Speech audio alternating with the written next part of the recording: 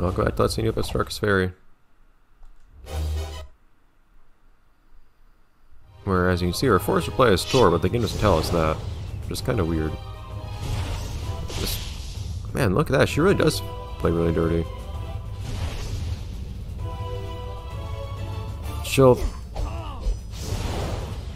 So if you're acting in any way defensive, she'll summon enemies instead.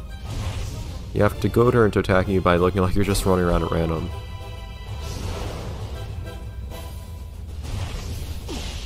Oh. Come on. I don't know if she actually has a life meter or it's just a number of hits. Ah, I'm trying to block. Door's a little slow in the draw. Okay, so now we have Roberta's part, and I have no idea how this part works.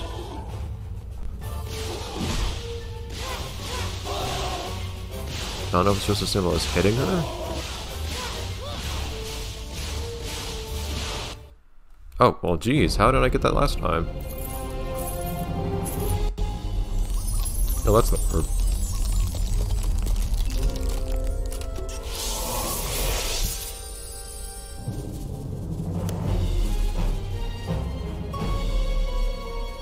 It's too late!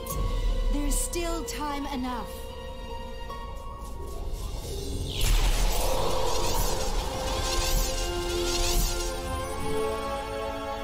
Meaning you're just wrong, Roberta. Okay. It literally took us less than a minute. Bravery and chivalry of the highest measure, we bestow upon Tormund of Meridel and Roberta of Brightvale the honor of Defender of the Realms.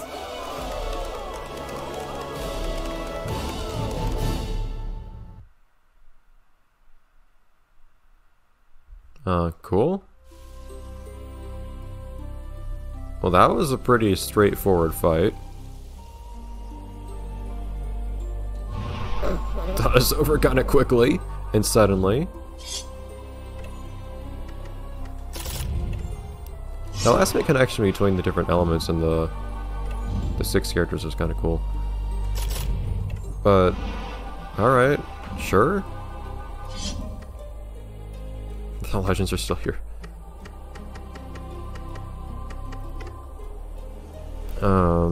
And for some reason, my family's here somehow. Hi.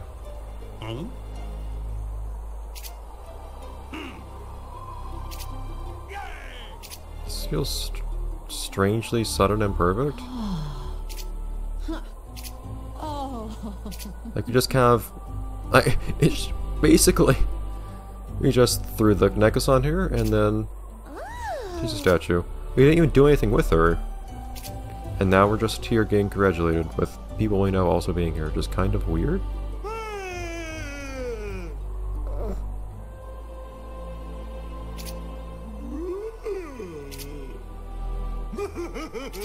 Maybe. That'd be nice.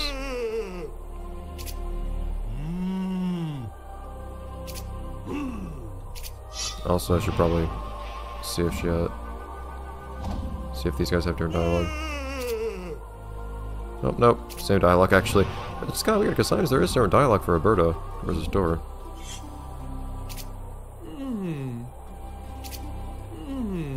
Okay, that one was definitely talking specifically about Dor.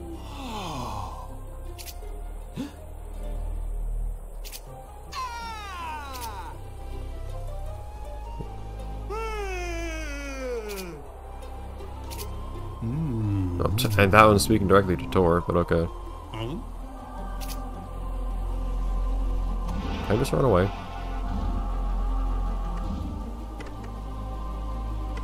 Or just at the palace.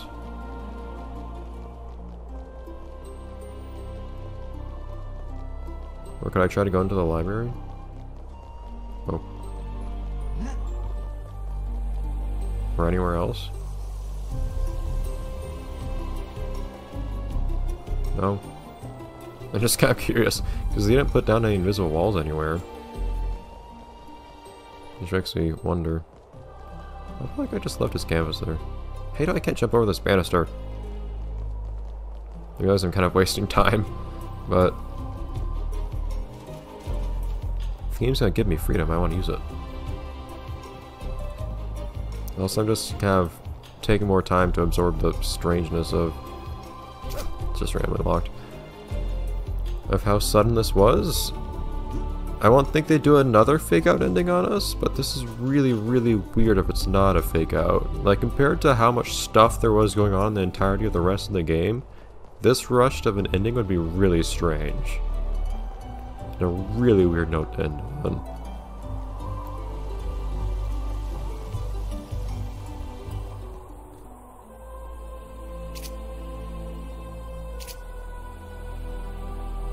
Cool.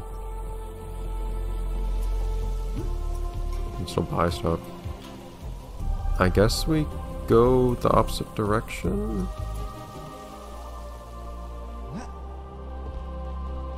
Down here?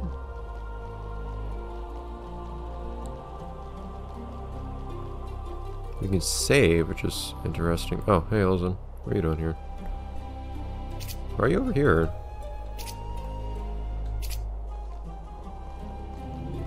I'll pass on the save, I guess. Or maybe make a third save.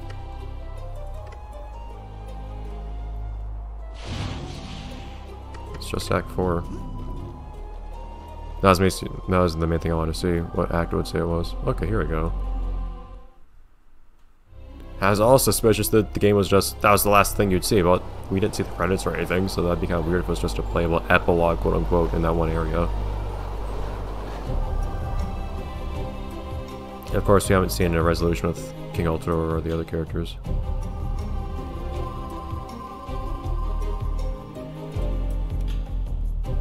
We're wearing the royal armor again. Why is that? And the merchant town stuff.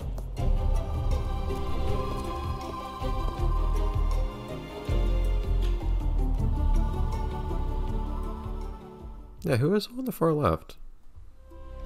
I don't know where I recognize her from. Like, I don't know if she was just a shopkeeper? A servant? Oh, did I have to... I had to catch the mouse things for her. Which is why I also had to do that in her shrine. I don't know if there are any fun things to do. I'll save you two for last.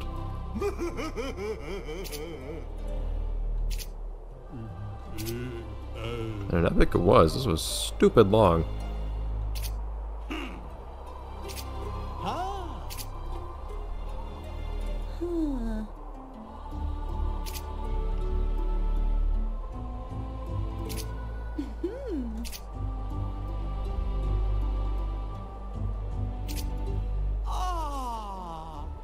Strange voice. And he's still just called Old Knight. Okay, now that's weird. That's not even his voice. It is kind of funny how they just have their generic names though. When you talk to him. Like Gord the Merchant. Okay, cool. I guess we run back the opposite direction now. Why was Hilson just hanging out here by the fountain? We owe you many thanks. Because of you, Altador is restored to Neopia, and Neopia is safe from a most pernicious influence. The darkest fairy, if I may ask. What became of her? Don't worry. She's been placed somewhere we can keep a close eye on her.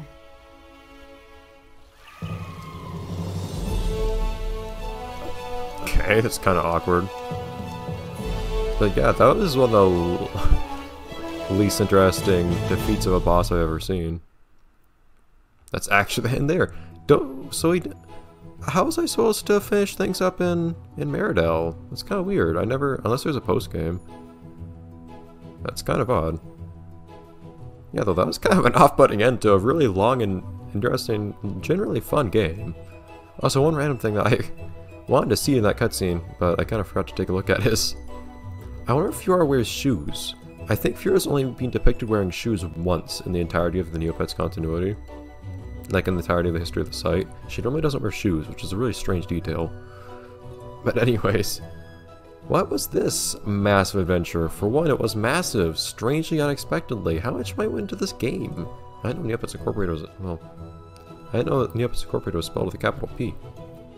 But, yeah, this was a big, strange thing in general. I already talked about kind of the origin of this game and how the original owners of Neopets, Adam and Donna, and the rest of the original Neopets team, expected to have more influence on this than they did, and then they, well, didn't. But this game did put a lot of actual effort into emulating the actual things from Neopets, basically. Not necessarily tons of like game mechanics and whatnot, but at the very least, like, it felt like it was actual Meridel and Brightvale that you could walk around in, and Fairyland to an extent, and Altador, just cool. I kept talking about how I wanted to see more areas from Neopets in this game, and we got to see a couple of them. We got to see 4, which is nice. Could just be 1. I still maintain I would love to see more Aqua and a few other areas. Lots of places in the Neopets that have lots of potential for that sort of thing. And on the whole, I think it was nice. I think the core mechanics were fairly nicely made. The platform was alright. Jumping felt a bit awkward. The auto jumping was a big pain generally. The combat felt like it had thought put into it, but still wasn't always the best. I feel like the enemies were just annoyingly designed in terms of how they're invincible in certain ways, and just like stone walls at other times. And all their dodging was a big nuisance. But enemies aside, I feel like the enemies were usually the problem, because actually playing as Roberta or Tor, especially Tor, with how you could actually have different types of swings depending on the timing of your button presses, I thought that was pretty nice. And then the moat system seemed nice too, although I was never able to really figure out which enemies were of which alignments. If there was a more obvious way of figuring that out, that would also be a nice detail. Nice layer to add to the combat. I feel like lots of the items are just kind of useless, but maybe that's just because I obsess with collecting things and never having a shortage of anything in general in video games anyways, so maybe that's my fault. The game, of course, definitely had its flaws. The voice acting was nothing special. Lots of the animations outside of gameplay. Gameplay animations are usually fine, but lots of game animations in the cutscenes were not quite so great. As great as it was seeing these characters, these species, and whatnot in movement. And I thought they usually depicted most of the species quite well, too. Lots of species that never appeared, unfortunately. Although the ones that did get involved were pretty cool. For some reason, I don't know why they made Ixies, like, centaurs? That was strange. That's the only thing that really weirds me out. The only real obvious departure from the actual designs for some reason. I don't know why they did that. I liked it. Lots of issues with sequencing for some reason. Like, you could see how I had those 2 things stuck on my... Those 2 goals, or do you want to call them, stuck? There are legends. Hi. It's Neopia, not Neopia. So if I had saved in the gardens, there's just nothing I can do. It's kind of weird. Apparently I made the right choice saving in Meridel Village so I could actually go back to Meridel if I wanted. There's nothing left to do in the game. I can't even go back, which is really odd to me. I figured I'd be able to go back. But no, I just can't do these things. I get locked out of it. That's unfortunate. I really want to... When was I able to do this? I wasn't able to turn this stuff back into the prince because he was all purple now. And he'll just yell at me. But I was never able to unpurple Meridel, I don't think. That's why I was never able to do the magic skull thing either. It's weird. So a couple things I never got to do here, and also this is bugged out. We also saw weird things like cutscenes getting played out of order and stuff like that. Strange things like that they managed to accidentally make happen. Oh, what happened there? Weird collisions. One time where I managed to clip through a pretty solid object. Some really strange decisions with regards to some pitfalls killing you instantly, others not. Burn all my money, because why not? Oh no, that's a new sound. I never heard that sound before. Okay. We found something new there. And it was mostly just that. The bugginess regards to lots of sequence issues.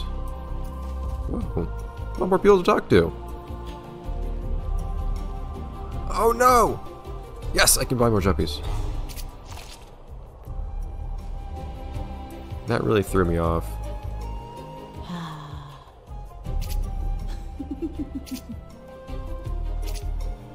Okay, didn't expect that little drama to enter into the picture there.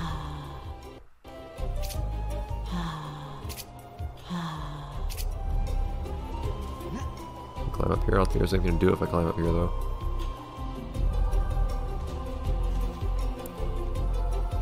Kind of random, there's 3 people in here that I could interact with. But that's the main thing that to me is so special about this game. I know all the other things I said about that were kind of off-putting, and overall it's definitely not a high-quality game on the whole.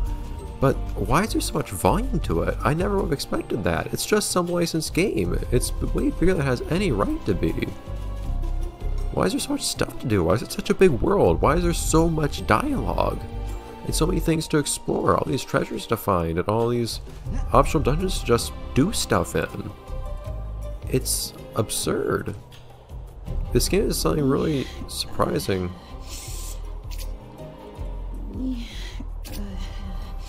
And kind of unique. What's the marriage subplot here? Hooray!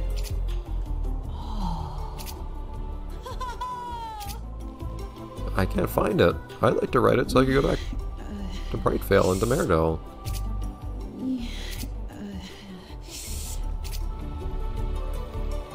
It's interesting how you can just talk to a random group of people that you helped out over here. Huh. It's ever so strange.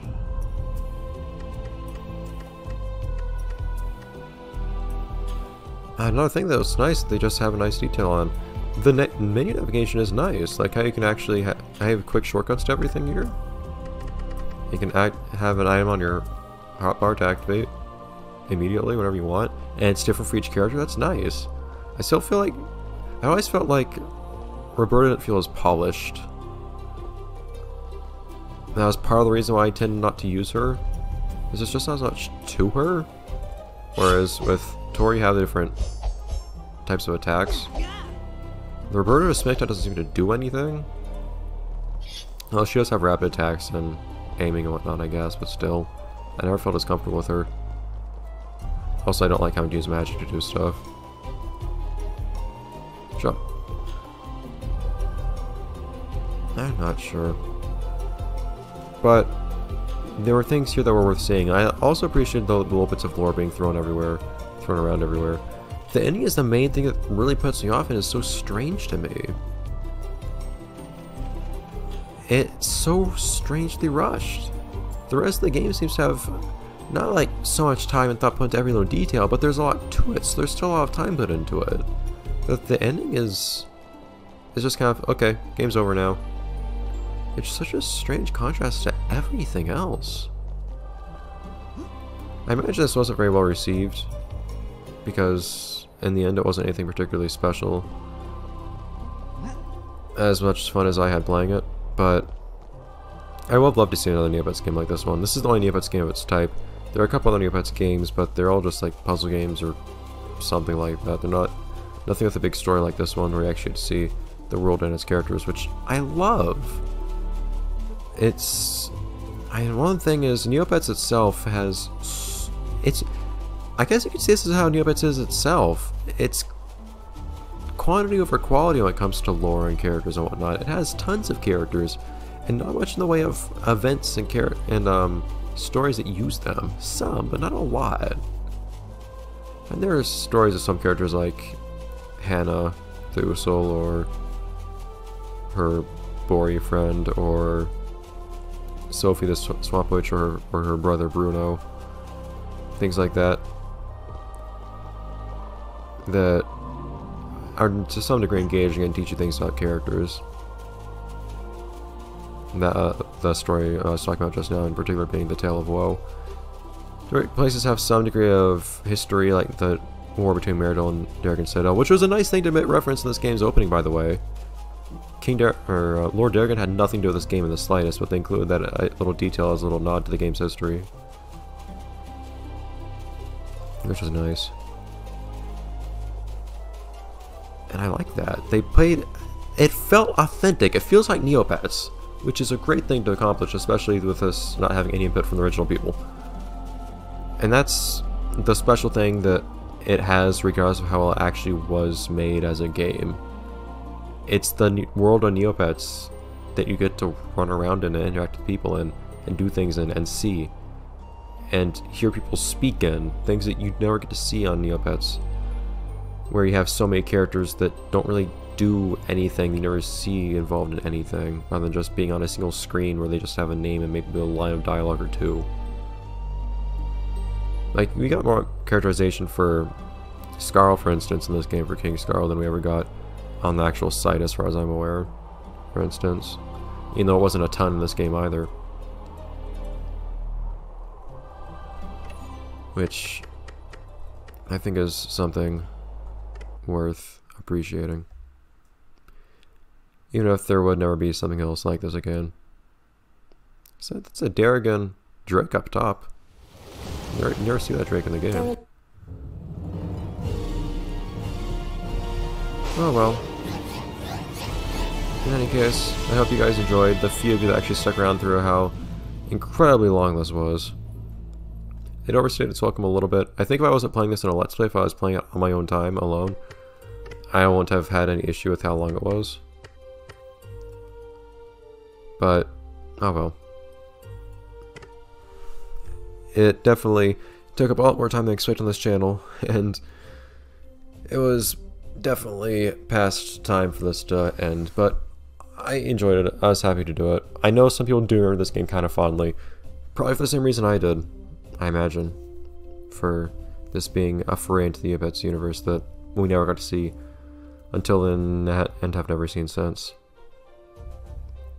And that means it's also going to be the only representation of Neopets on this channel, I guess, which I liked quite a bit. That's a fire... Noil. I know fire Noils were a thing. Okay, yeah, I know. You don't need to show me the cutscene again. There's a fire Noil on the bottom there. That's lots of art of things that I'm not sure the reasoning for. I don't know why those things are there in that loading screen. Weird art there. Whatever the case. Just go on the load screen so it doesn't run off into more cutscenes. But Neopets for me was such a big thing, and you could probably tell throughout this playthrough because I just had so much Neopets knowledge off the top of my head, despite not having played Neopets for I don't even know how long. As time went on, I was occasionally just reading up more things on Neopets to refresh my memory and having fun with that. But that aside, on the whole, I just know Neopets incredibly well because it was such a big part of my life for some period of time, for a couple years. So getting to see it on this channel, getting to include it here and share it with you guys is something that means a lot to me, even if it turned out to be very few people that stuck around till the end. But I can't blame you. I admit for me it got a little bit monotonous too. I think I've said everything I could possibly say though. If anyone else has their own memories or feelings or thoughts to share on Neopets, I'd love to hear them in comments. It always brightens up my day a little bit to see my comment on one of these old videos. Even if it's years old, seeing that someone else also enjoyed something that I derived joy from, and seeing their own thoughts on it. Because after this, I guess I just have no real excuse to engage with the Neopets at all. This game was kind of an excuse for me to just keep reading up on it every weekend or so, because I'd have stuff I want to talk about in the videos, and I get reminded of more things when I play the game that I want to look up afterwards. Oh well. Neopets somehow is still existing at this particular point in time. I don't know how long that could possibly last. But I don't know, they've managed something somehow. It's an odd artifact that somehow still exists in some capacity. But for me, and I guess for this channel, it'll remain not but a memory. Thanks everyone for watching. Bye everyone.